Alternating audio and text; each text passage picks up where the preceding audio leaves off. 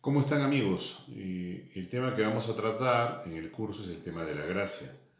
Este tema podemos decir que condensa la razón de ser de toda la teología, la razón de ser de la fe, de la esperanza y el amor, que a su vez son en sí mismos una gracia. También hemos revisado cómo la creación misma brota de la gracia, de la libertad de Dios, cómo además Dios nos concede todo lo necesario para alcanzar la salvación. Todo se condensa, por eso les digo, en el tema de la gracia. Es por la gracia que nosotros recibimos o hacemos activa en nosotros la obra de Cristo.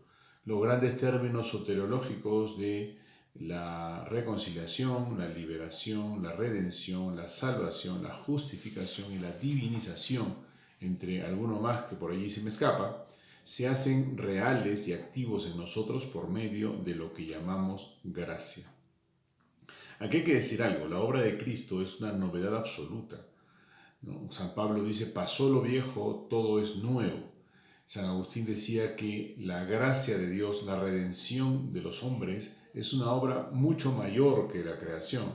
Y lo dice por una razón bien sensata. La creación acabará, la acción de la gracia en nosotros no, la redención será eterna. Entonces, se trata de eso, ¿no? De cómo acogemos nosotros la reconciliación, la redención en nuestras vidas. Y eso ocurre básicamente por el tema de la gracia. ¿Qué cosa es la gracia? La gracia es básicamente la acción de Dios en la vida humana. Y por lo tanto es la trenza de dos voluntades, la divina y la humana. Hay que querer lo que Dios quiere. Y aquí hay que hacer un par de distinciones importantes que ya vimos en cuanto a los errores sobre el pecado original originado. La gracia es realmente la fuente de la salvación en nosotros. Sin la gracia es imposible salvarse. Sin la gracia es imposible ningún mérito, ¿no? En ese sentido es sumamente importante distinguir estos dos extremos. El pelagianismo, que sostiene que el ser humano puede con sus propios medios y con sus propias fuerzas alcanzar la salvación, que reduce la gracia a ser simplemente un buen ejemplo, ser una simple inspiración externa, y el pecado un mal ejemplo, ¿no? Que haría que toda nuestra salvación dependiera de nuestras propias fuerzas, y en eso no hay ninguna novedad, ¿no? Muchas religiones, muchas tendencias extracristianas, precristianas o incluso anticristianas plantean que el ser humano tiene el poder de redimirse a sí mismo, ¿no? Se ha planteado siempre. La novedad no puede estar allí. Cuando Pelagio dice esto, en realidad se está equivocando gravemente sobre la condición humana y los resultados son desastrosos. Paradójicamente, la otra cara de esta exaltación de la naturaleza humana por sobre la gracia es su degradación, su insulto completo, su negación, que es el luteranismo. El luteranismo es un pelagianismo desesperado en el fondo. Como ve que no puede nada con las obras, entonces desespera totalmente de la naturaleza humana y dice que la naturaleza humana no puede nada y que por lo tanto la gracia suple la naturaleza. Básicamente ese es el gran error de Lutero. El Concilio de Trento soluciona el asunto diciendo que sin la gracia es imposible la salvación, pero la gracia genera un mérito verdadero, es decir, el ser humano puede querer que la gracia actúe en sí o negarse a ello, y en querer es el mérito, pero ese mismo querer ya es un don de la gracia. Esto es una paradoja. La gracia de Dios, que es la libertad de Dios en nosotros, no suple nuestra libertad, sino que la potencia. Dios no nos reduce a ser seres que tenemos que optar por el bien obligatoriamente. Si así fuera, no habría libertad. Por lo tanto, la gracia sería una especie de inyección de Dios en la vida humana que convierte al ser humano en un robot que hace lo que Dios quiere. Y esto no es así. Cuando uno quiere la voluntad de Dios es porque Dios quiere lo mejor para nosotros. Entonces, este delicado equilibrio entre la acción de la gracia y la colaboración humana o la cooperación humana o la participación humana en ella no puede pretenderse ni de una manera ni de la otra, porque a veces los errores van en esta línea. Yo me hago merecedor de la gracia por mis obras. Eso es falso. Nadie merece la gracia por definición. La gracia es gratis. Yo no puedo hacer nada para merecerla, salvo pedirla. Y paradójicamente en eso está el mérito, ¿no? Entonces, el primer punto es ese. Yo no puedo merecer la gracia.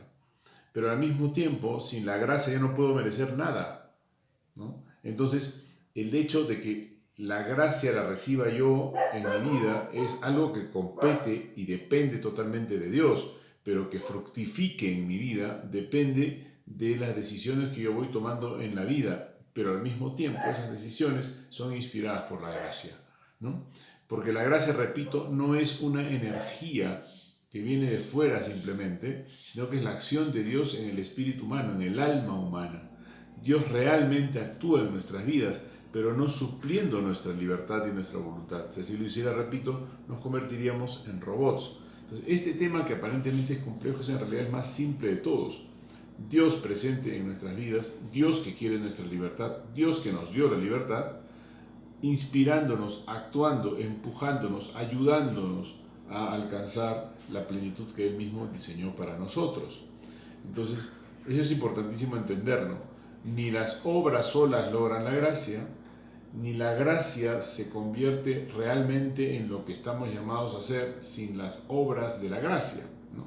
Entonces, por eso hemos distinguido entre el pelagianismo y el luteranismo.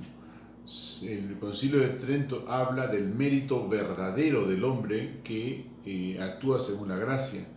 Y es un mérito verdadero, ¿no? Porque de lo contrario no sería una salvación verdadera, sería una suplencia, un reemplazo de nuestra libertad, y sin la libertad el amor es imposible, ¿no? Para tratar de entenderlo, miremos un poquito las acepciones que hay sobre la gracia en la Biblia.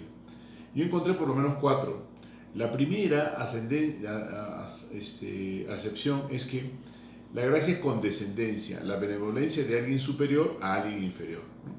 Lo podemos ver en Génesis 30, en Lucas 1:30, ¿no? La gracia del rey hacia el súbdito, del jefe al empleado, del general al soldado, ¿no? O del juez al reo, ¿no? Una gracia, una condescendencia de arriba hacia abajo. Y en ese sentido es real. O sea, la gracia viene de Dios hacia nosotros porque nosotros somos débiles y Dios no, ¿no? El segundo asunto es que la gracia es un regalo, un don gratuito, como en Romanos 11:6. Nosotros no lo merecemos, nos lo regalan, ¿no? El regalo, que sea gratis, no quiere decir que no sea valioso, es lo más valioso que existe. Y por lo tanto nosotros deberíamos ser consecuentes con ese regalo, ¿no? La figura del regalo es interesante. Si yo le regalo a cualquiera de ustedes algo, la reacción lógica sería agradecer y usarlo según lo que ese regalo es, ¿no? Si yo les diera a ustedes una caja de chocolates, ustedes me lo agradecen, hasta allí entendemos que has entendido que es un regalo.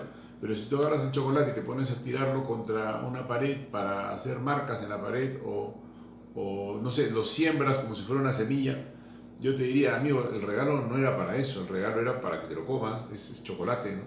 Entonces, la gracia implica reconocerla como tal, agradecerla, vivir agradecidos, pero al mismo tiempo hacerla fructificar en nuestras vidas. De lo contrario no tendría mucho sentido. Otra acepción es encanto o atractivo, la gracia de la persona. Una persona tiene gracia cuando es una persona, decimos, simpática, que atrae, que tiene encanto, ¿no? Tiene mucha gracia, es gracioso. Eso aparece en Proverbios 31:30. Y esta acepción, ojo que las acepciones se van sumando, condescendencia, regalo y encanto. Y es que es el encanto de Dios que también nos atrae. Quien medita en Dios, quien percibe o contempla o medita en su bondad, realmente se siente atraído. ¿Quién no quisiera vivir así? ¿Quién no quisiera vivir libre de toda maldad, de toda mezquindad, de toda vileza, de toda impureza, de toda soberbia? Por supuesto que lo queremos. En el fondo nuestro lo queremos. Entonces la gracia también tiene un atractivo y que nos hace atractivos. La persona que vive en la gracia de Dios necesariamente contiene el encanto de Dios que atrae a las personas hacia Él. Y por último, en Lucas 17:9, la acepción del agradecimiento. Vivir dando gracias. La palabra Eucharisteia, ¿no?, de la cual proviene la palabra Eucaristía, que es la misa que celebramos todos los domingos, es una acción de gracias. Una acción de gracias por la gracia recibida, que por lo tanto hace que fructifique la gracia en nosotros. Listo. Esto de acá nos lleva a una división interesante, a una categorización, una especie de manera sistemática de entenderlo, pero que evidentemente no reduce el misterio tan grande que es la acción de Dios en los hombres. Dios actúa como quiere, ¿no? Nadie puede detener el viento ni saber de dónde viene. El viento va y viene. Lo mismo pasa con el Espíritu y la gracia, ¿no? Eso también te lo dice la Sagrada Escritura, ¿no? Pero una primera, fundamental, esencial en la vida del cristiano es la gracia santificante. Es la que recibimos por los sacramentos y que actúa realmente en nosotros. El tema de los sacramentos lo veremos después, pero por el bautismo nosotros somos puestos en la posibilidad de participar de la naturaleza divina. De hecho, nos hacemos un solo cuerpo con Cristo. Eso es una gracia real. La gracia santificante es la gracia gratis data, en la cual no interviene para nada nuestro mérito o no, solamente basta querer recibirla, ¿no? Y arranca con el bautismo, en la gracia de los sacramentos. Podemos perderla por el pecado mortal, podemos perder esa vida de la gracia que se nos ha dado por los sacramentos. Después están las virtudes infusas, que es lo que Dios siembra en nosotros. Todos nosotros tenemos virtudes infusas, como las primeras, las teologales, la fe, la esperanza y la caridad. Estas virtudes Dios nos las ha dado, podemos cultivarlas o no, pero son antes que nada un don. Ninguno de nosotros puede, a punta de voluntad humana, decidir tenerlas. Nos las tuvieron que regalar. La fe es un regalo de Dios, la esperanza también, y mucho más el amor. Por definición, el amor es gratuito y es donado. Y con él, con el amor, vienen las virtudes cardinales también, que son la prudencia, la justicia, la templanza y la fortaleza. Otra manera de verlo son los dones del Espíritu Santo. Cuando uno recibe el Espíritu Santo por los sacramentos, recibe el entendimiento, la sabiduría, la ciencia, el consejo, la fortaleza, la piedad y el temor de Dios. Estas virtudes, llamadas dones del Espíritu Santo, están realmente en nosotros. No tenemos que crearlas, tenemos que cultivarlas, ¿no? Y ese cultivo, paradójicamente, también es inspiración de la gracia. Se distingue la gracia santificante y las virtudes infusas de la gracia actual. La gracia actual son las inspiraciones y actitudes orientadas al bien, ¿no? Ese dibujito que a veces tenemos de un diablito y un angelito hablándonos, ¿no? Quitemos el diablito y quedémonos con el angelito, es más o menos la gracia actual. Todos los días nosotros tenemos inspiraciones para hacer el bien, así como también tentaciones para hacer el mal. Bueno, esas inspiraciones para hacer el bien, esa conciencia clara de lo que tenemos que hacer cuando tenemos que hacer el bien, es la gracia actual, la gracia actuando en nosotros, ¿no? Es la santificante y la de las virtudes infusas, pero está actuando en un momento concreto. Cuando yo tengo que decir la verdad, ¿no es cierto? Y cuesta decir la verdad, y yo sé que tengo que decir la verdad, la gracia actual está allí. Yo sé que tengo que decir la verdad, es una inspiración hacia la verdad. En el fondo de mi corazón yo sé qué está bien y qué está mal. Ese saber qué está bien y lo que tengo que hacer, y qué está mal y lo que tengo que evitar, es la gracia actual, es la gracia presente en todos los instantes de nuestras vidas. Lo que el Salmo primero dice, los dos caminos, ¿no? El discernimiento de esos dos caminos, el bien y el mal, la verdad o la mentira, la bondad o la maldad, la generosidad o la envidia, la pureza o la lujuria, la paciencia o la ira, la humildad o la soberbia. Todo eso de allí es la gracia actual en nosotros. Y hay otra distinción también por los efectos, ¿no? Hay gracias que elevan la naturaleza, la adhesión al bien, la inmunidad al deseo del mal, es decir, que son las gracias, por así decir, normales. Esas gracias no suspenden para nada ninguna ley de la naturaleza. Son las gracias que nos hacen mejores, nos hacen más engraciados y menos desgraciados, ¿no? Más agraciados y menos malvados, ¿no? Nuestra naturaleza con ella se eleva a ser lo que es otra paradoja. Nuestra naturaleza humana está diseñada, llamada, clama por ser algo más que una mera naturaleza. Por lo tanto, se eleva a lo sobrenatural así. Dios nos eleva a lo sobrenatural. Y la distinción entre lo natural y lo sobrenatural es importante, porque ahí está todo el tema de la decisión que hacemos de cooperar con la naturaleza de Dios, que es lo sobrenatural, ¿no? De decirle sí a Dios, de actuar según lo que Dios me inspira, que es lo que hace que el ser humano alcance la divinización, la participación de la naturaleza divina, que es una sobrenaturaleza en relación a nosotros.